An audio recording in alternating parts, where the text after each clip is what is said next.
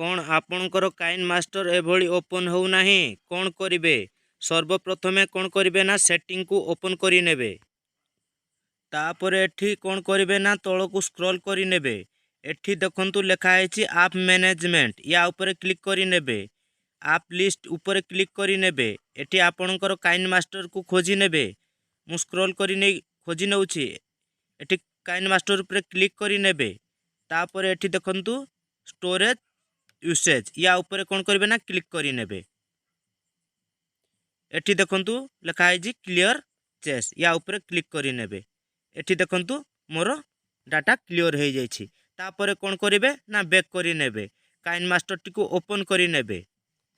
एठी देखंतु कौन लेखा है information welcome to KineMaster you agree to our term of service and privacy policy when you start using KineMaster. कौन करिवे ना ओके ऊपर क्लिक कर देबे।